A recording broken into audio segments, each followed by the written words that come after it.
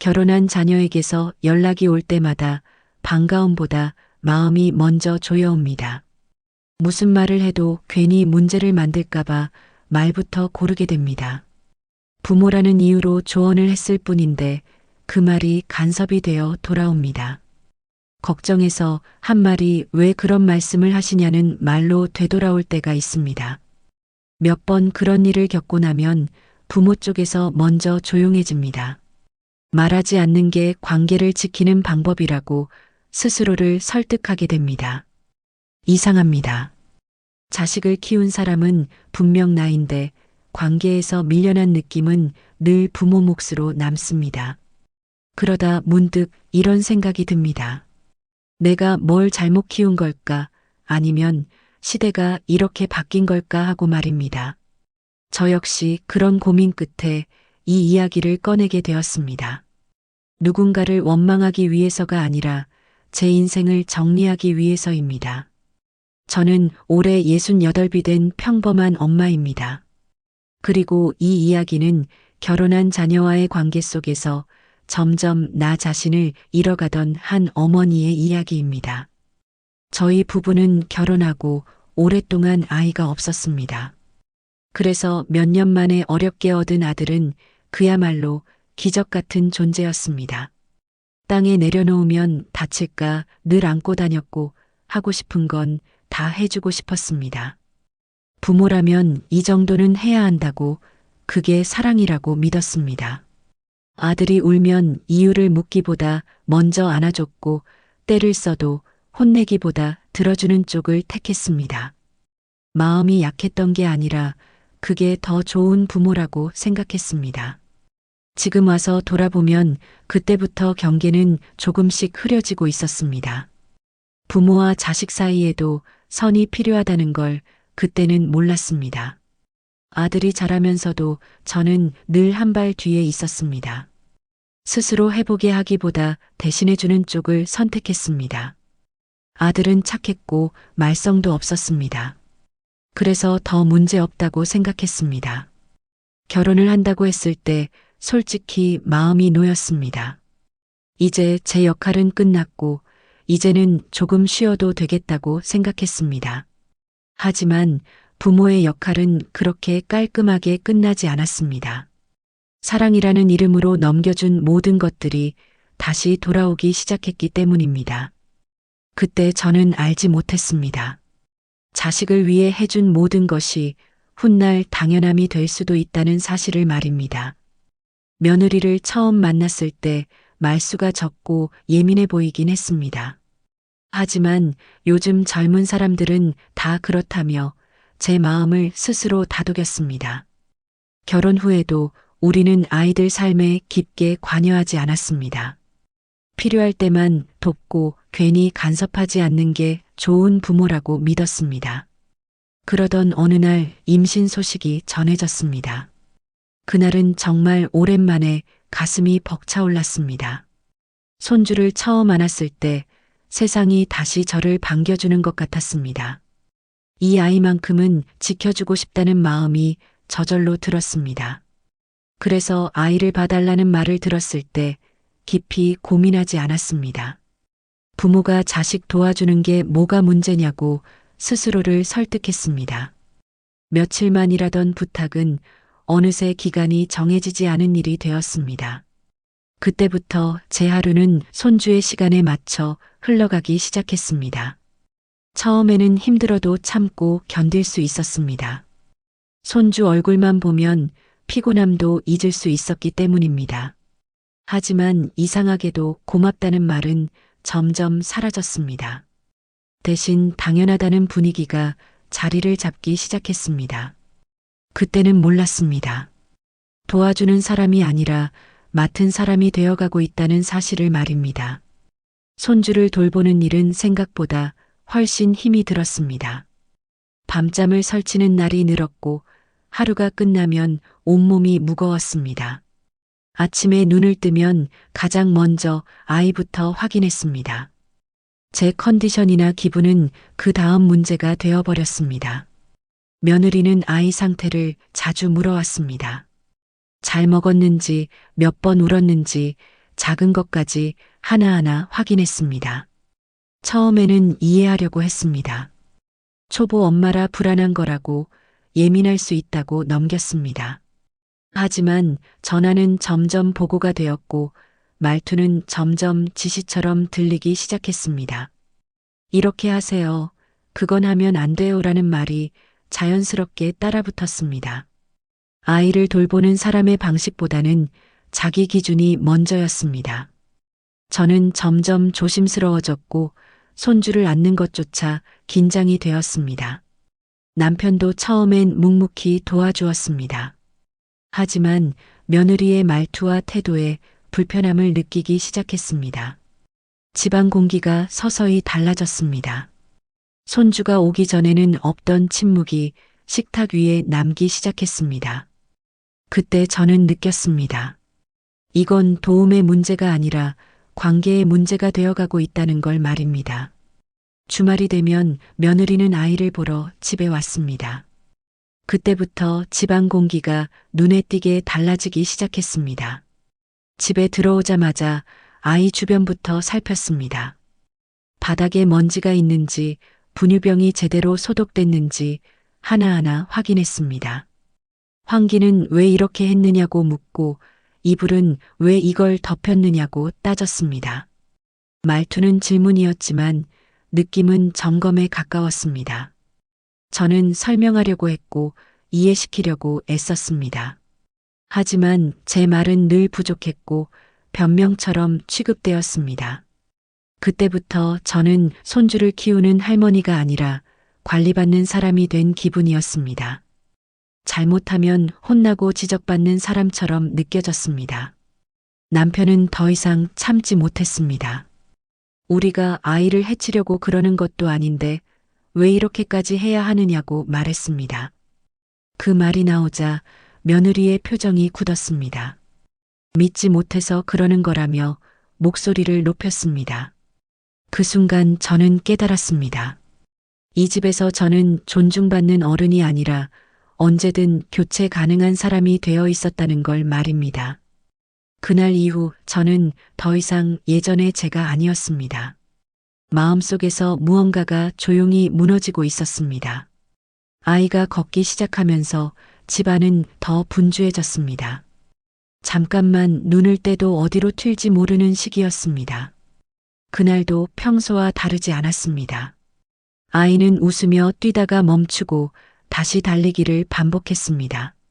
아주 잠깐이었습니다. 제가 고개를 돌린 사이 아이는 넘어졌고 이마가 장난감에 부딪혔습니다.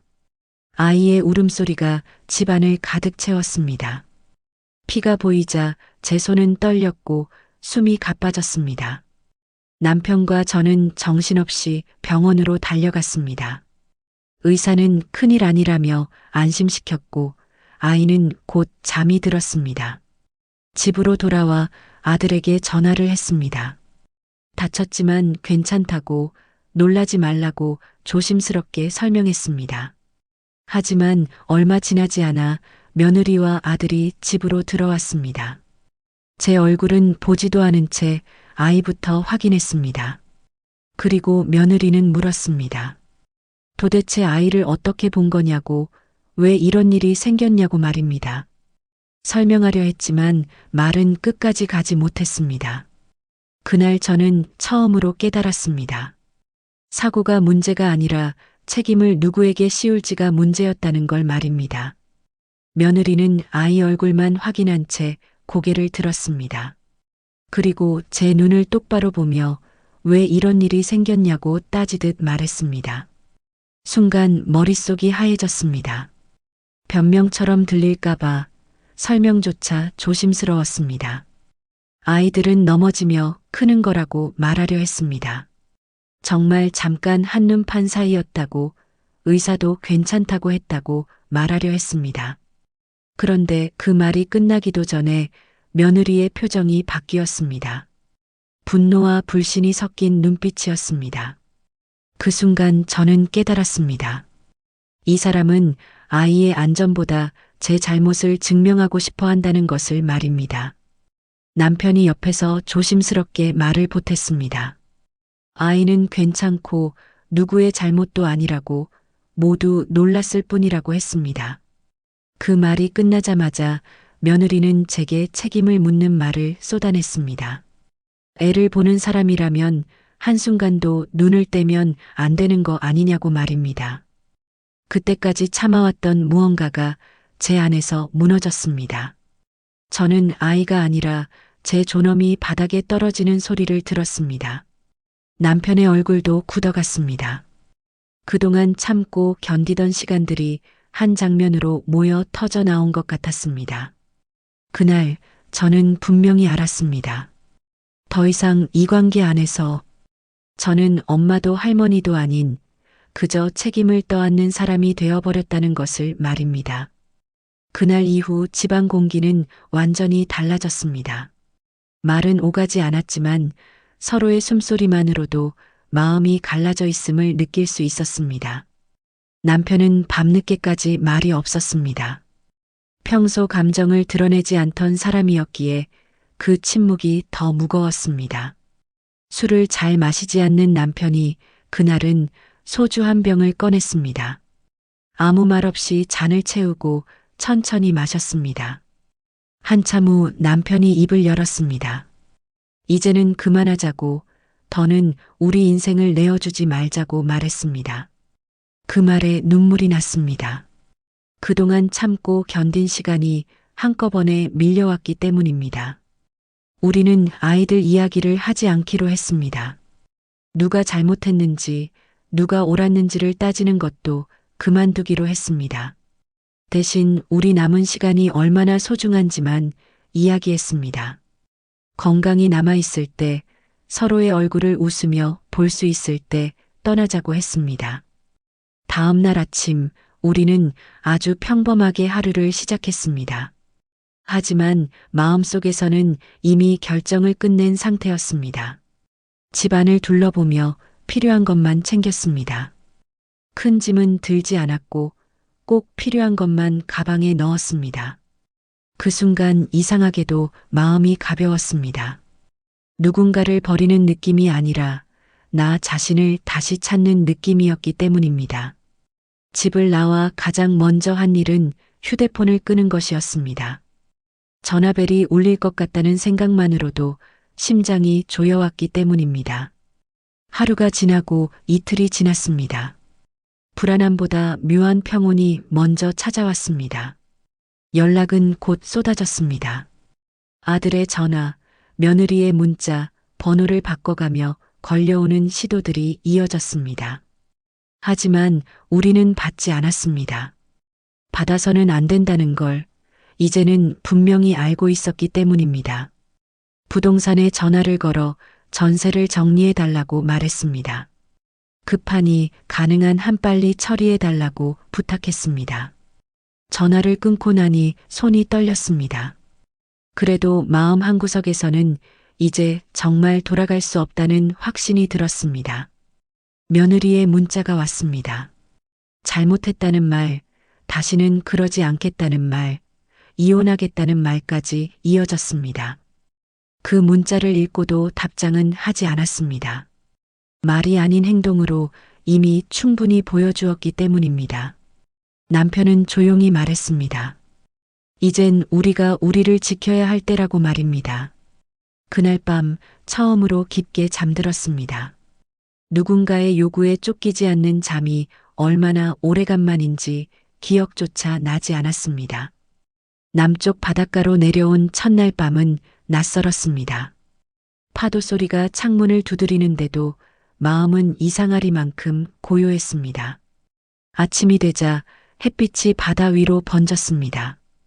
그 장면을 보며 이렇게 조용한 아침을 얼마나 오래 잊고 살았는지 스스로에게 묻게 되었습니다.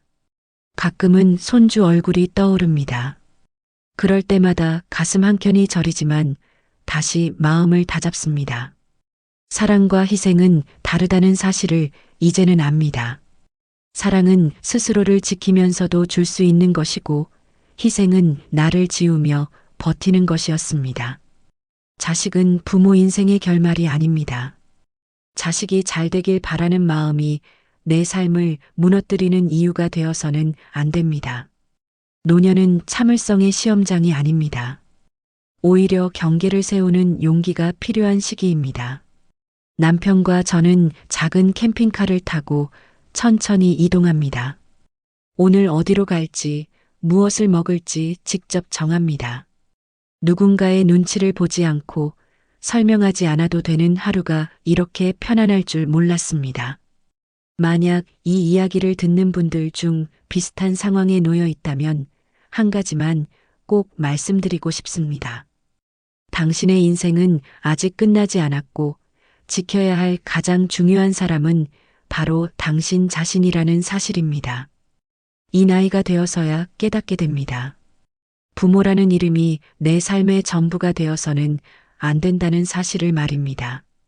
자식을 위해 참고 견디는 시간이 길어질수록 정작 나 자신은 점점 사라지고 있었습니다. 우리는 흔히 부모는 끝까지 참아야 한다고 배워왔습니다. 하지만 참는다고 관계가 좋아지는 건 아니었습니다. 경계가 없는 사랑은 고마움이 아니라 당연함이 됩니다. 당연해진 희생은 결국 무례로 돌아옵니다. 이제는 압니다. 거리를 두는 선택이 미움이 아니라 서로를 덜 망가뜨리는 방법일 수도 있다는 것을 말입니다. 노년의 시간은 벌을 받는 시간이 아닙니다. 그동안 살아낸 사람에게 주어지는 마지막 자유의 시간입니다. 남편과 저는 더 이상 설명하지 않습니다. 왜 떠났는지, 왜 연락하지 않는지 말하지 않습니다. 설명하지 않아도 되는 삶이 이렇게 편안한 줄 이 나이가 되어서야 알았습니다. 혹시 지금 누군가의 기대와 요구 속에서 숨이 막히고 있다면 스스로에게 한번 물어보셨으면 합니다. 지금 이 삶이 정말 내 선택인지 아니면 오래된 역할에 묶여 있는 건 아닌지 말입니다. 인생은 언제든 방향을 바꿀 수 있습니다. 나이가 많아질수록 그 선택은 더 존중받아야 합니다.